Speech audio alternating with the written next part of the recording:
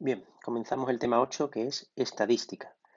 Lo que vamos a realizar es un estudio estadístico sobre alguna cierta característica de una cierta población y vamos a calcular una serie de parámetros que nos van a dar una información. Realmente lo importante de este tema es quedarnos con lo básico, es decir, cómo realizar una tabla que se va a llamar de frecuencias, que es un reencuentro que vamos a realizar de lo que decíamos de una característica que siempre va a ser una característica cuantitativa, es decir, que se pueda cuantificar. Las cualitativas también se podrían trabajar, pero sería un poco más complicado. Y a partir de ahí vamos a calcular una serie de parámetros que se van a llamar de centralización, de dispersión, de manera que vamos a ver cómo de unidos están los puntos o los valores o cómo de dispersos están los valores, y eso en un futuro nos puede ayudar a hacer una interpretación de una determinada población. Todo estudio estadístico se realiza sobre una determinada población, ¿no? Que aquí se define como conjunto de sujetos u objetos, porque puede ser que sean personas o pueden ser que sean objetos que tienen algún tipo de característica común. Cuando realizamos estadísticas, por ejemplo, sobre la intención de votos de un cierto país, lo que tienen en común es que pertenecen al país, o de una cierta ciudad, pues que pertenecen a la ciudad. Y es la población sobre la que se realiza el estudio estadístico. ¿Qué es lo que ocurre? Que normalmente no toda la población es accesible, no por nada, sino por cuestiones económicas. Si nosotros queremos hacer una encuesta de la intención de voto, es absurdo que se realice a nivel completo, porque esa es la propia elección.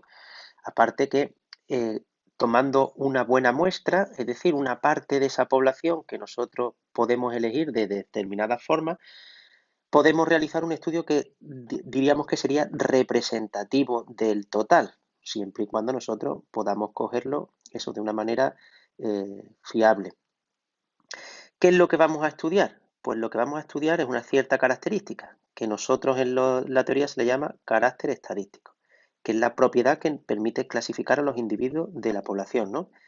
Ese carácter estadístico, como decíamos antes, puede ser cuantitativo, si se puede representar a través de un número, y los números que forman ese carácter que nosotros estamos estudiando se le van a llamar variable estadística. Dentro de la variable estadística tendríamos dos tipos. Variable estadística discreta, que es el carácter estadístico cuantitativo que se representa o que puede tomar un número finito de valores. Normalmente es un número entero de valores, un número natural de valores, por unidades completas. Y cuando sea la variable estadística normal, es que va a poder tomar esa variable números decimales, es decir, que el carácter estadístico puede tomar cualquier valor de un cierto intervalo. Puede tomar, como dice aquí la teoría, cualquier valor de un cierto intervalo. Para que nosotros diferenciemos, por ejemplo, la variable discreta es el número de mascotas que hay en la casa o el número de hijos que tiene una familia. Significa que siempre tienen que ser números naturales. Nadie puede tener 2 hijos y medio. Y la variable estadística normal habitualmente está relacionada con medidas. Pues, por ejemplo, qué sé yo, la altura media de los alumnos de tercero de la ESO en el Colegio San Agustín. Población tercero de la ESO en el Colegio San Agustín, y pueden tomar valores intermedios en todo un cierto intervalo. Imaginamos que a lo mejor entre 1,50 y 2 metros encontramos a todos los alumnos, pero puede haber alguien que mida 155,5 centímetros. Entonces, esa es la diferencia entre variable discreta y variable normal, siempre dentro del carácter estadístico cuantitativo, es decir, que se puede representar con números. Y después estaría el carácter estadístico cualitativo, que no se puede representar con números. Aquí aparece el color de pelo de una cierta población o la marca de un coche, dependiendo si nosotros queremos estudiar algo de consumo o lo que sea. Bien, una vez que nosotros tenemos el carácter estadístico que vamos a calcular, nosotros ya digo, vamos a trabajar con características estadísticas cuantitativas. Lo principal es saber contar, y esto es algo que parece una obviedad, pero no es tan fácil. Depende de cómo contemos o depende de cómo agrupemos, pues nos saldrá un resultado u otro. Por eso las estadísticas son fácilmente manipulables y hay que tener cuidado. Nosotros intentaremos desarrollar un espíritu crítico ante lo que los datos o los cálculos que nos presentan. Como comentábamos anteriormente, lo principal es saber contar. Vamos a explicar diversas formas de contar, que van a ser columnas en la tabla de frecuencias. Es decir, vamos a definir distintas frecuencias. Una vez que nosotros agrupemos los datos respecto a esas frecuencias, empezaremos a estudiar ciertos parámetros. Bueno, pues la primera parte del tema es simplemente plantear esa tabla de frecuencias. Vamos a definir las diferentes frecuencias y lo voy a explicar.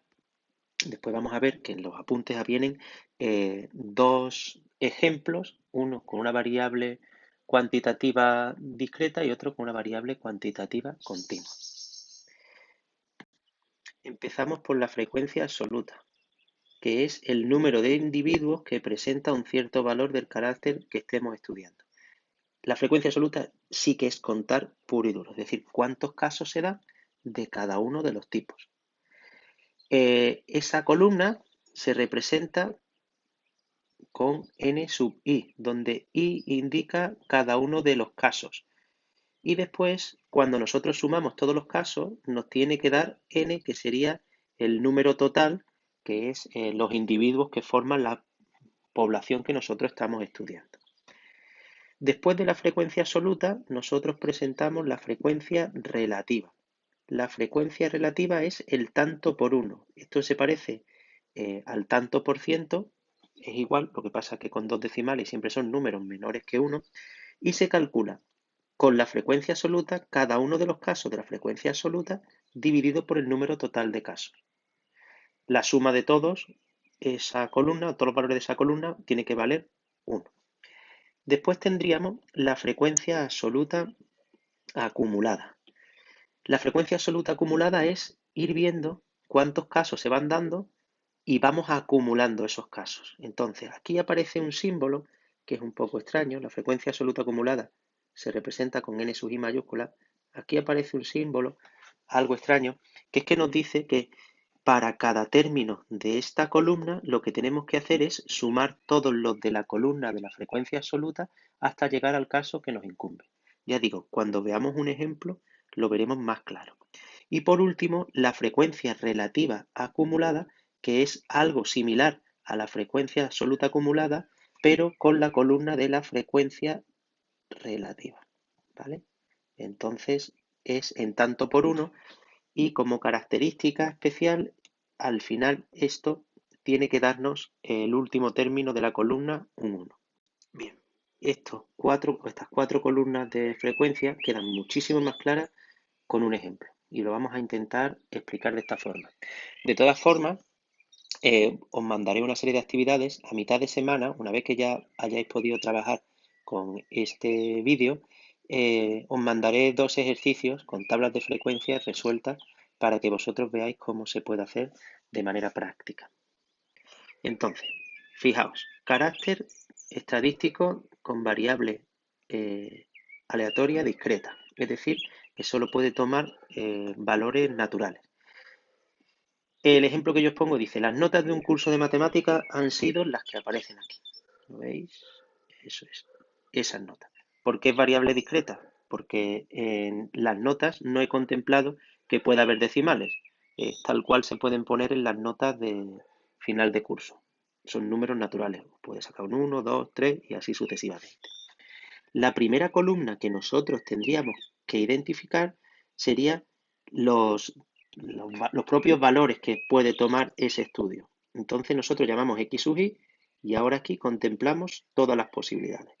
Nota un 1, nota un 2, nota un 3 y así sucesivamente hasta nota un 10. Bien, el primero de los casos que nosotros tenemos que ver es la columna frecuencia absoluta, que eso lo hemos llamado n sub i minúscula. Fijaos, ¿cómo sale esta columna? Pues nada, buscamos los unos y contamos cuántos unos hay dentro de los datos que me proporciona. Tenemos aquí 1, tenemos aquí 2, tenemos aquí 3, tenemos aquí 4 y tenemos aquí 5. Por eso en esta columna ponemos que hay 5 unos. Vamos a hacerlo, por ejemplo, con otro caso diferente. Vamos, por ejemplo, con el 7.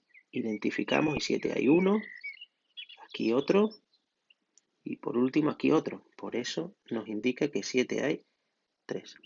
El 5 es el más numeroso y cada uno de ellos pues se identifican. El total de la población, que sería el total de personas que forman esta clase, sería la suma de esta columna, es decir, que serían 40. Es como una especie de comprobación. Si yo estoy haciendo una clase que tiene 40 y recuento y sumo los casos que me han dado y son 39, significa que alguien me dejaba atrás. Continuamos con la siguiente frecuencia, que sería la frecuencia relativa. Bien, la frecuencia relativa sale de la frecuencia absoluta. Entonces, para calcularla, simplemente una vez que nosotros sabemos que hemos contado bien, tendríamos que ir realizando. Por ejemplo, el 0,125 de aquí sería la división de 5 entre 40. O por ejemplo, el 0,075 de aquí sería la división de 3 entre 40. Es decir, cada elemento de aquí entre el total. Y eso nos da el tanto por 1. No pueden salirnos números mayores que 1 ni números menores que 0. Vamos con la frecuencia absoluta acumulada. Fijaos, eso es para cada caso cuántos vamos acumulando con ese caso y los anteriores. Por ejemplo, esto también nos fijamos en la frecuencia absoluta. Fijaos que el 1 tiene 5 casos. Por eso en la acumulada, como es el más pequeño, no puede acumular anteriores. Por eso en este caso sería el 5. Bien, para el 2 acumula los del 1 y los del 2. Es decir, 5 más 3, 8. Para el 3, todos los anteriores y el del 3. Como acumulábamos anteriores al 3, 8 y 3 que aporta el 3, 11. Siguiente valor, 11 y 3, 14. Siguiente, 14 y 11, 25. Siguiente, 25 y 2, 27 y 3, 30 y 3, 33 y 4, 37. Y claro, el último tiene que acumular toda la población, todos los anteriores. 37 más 3, 40. Es decir, que en la columna de frecuencia absoluta acumulada, el último valor tiene que coincidir con el total de la población. Es decir, que sería 40 y 40. Por último, la frecuencia relativa acumulada es lo mismo que hacíamos con la frecuencia absoluta acumulada, pero para la columna de la frecuencia relativa. Lo puede hacer de dos formas. Fijaos, se puede hacer igual que he hecho antes la columna. El primer caso coincide con este 0,125 más 0,075, 0,200, 0,200 más 0,75, 0,275. Si lo hago así, el último caso tiene que ser 1, porque acumularíamos todos los tantos por 1 y la suma nos daría el 100%, que es 1, 40 entre 40. Otra forma de hacerlo es a través de la columna en SUGI acumulado.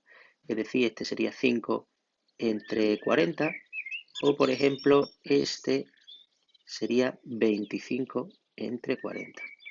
Por eso el último siempre tiene que salir, porque es la frecuencia absoluta acumulada, 40 entre 40, que es el total de la población. Entre el total de la población siempre nos tiene que salir el 1. Vamos a ver el siguiente ejemplo. En el siguiente ejemplo vamos a realizar el estudio con un carácter estadístico con variable cuantitativo, con variable aleatoria continua. Eso quiere decir que los datos podemos tomar todos los datos dentro de un cierto intervalo.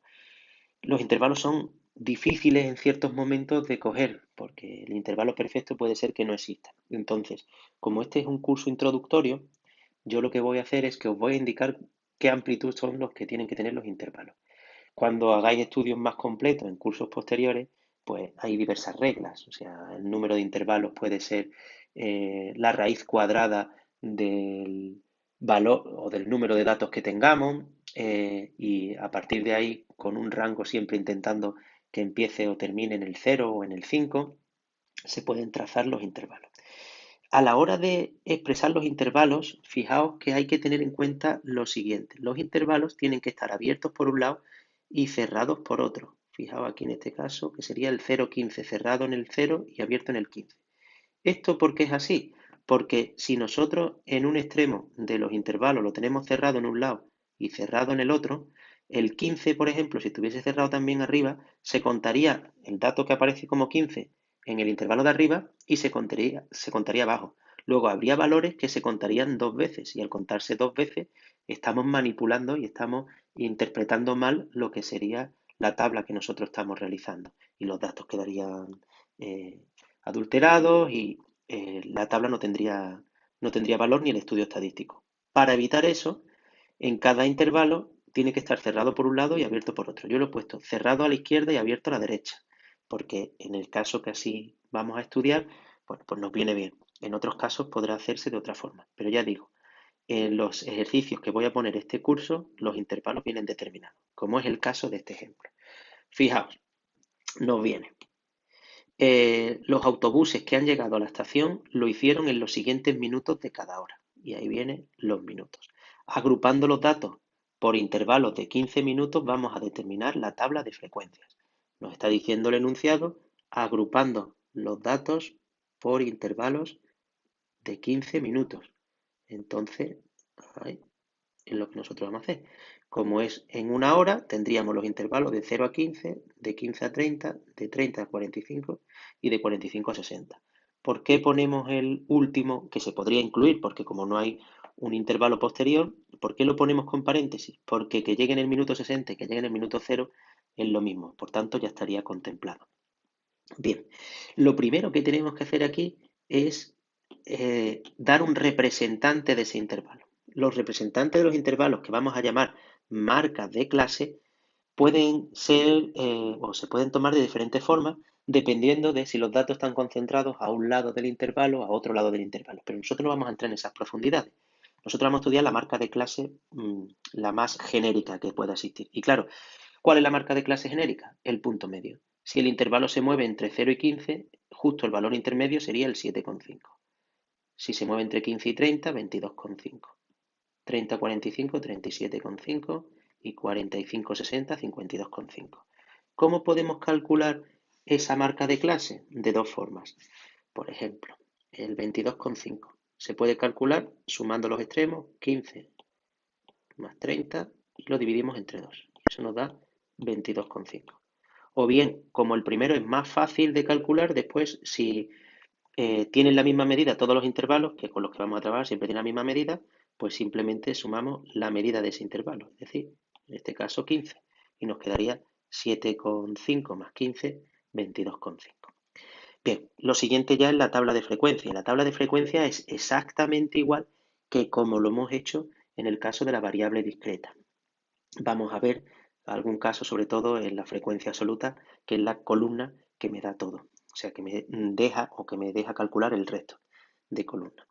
Entonces, por ejemplo, entre 0 y 15 dice que hay 9.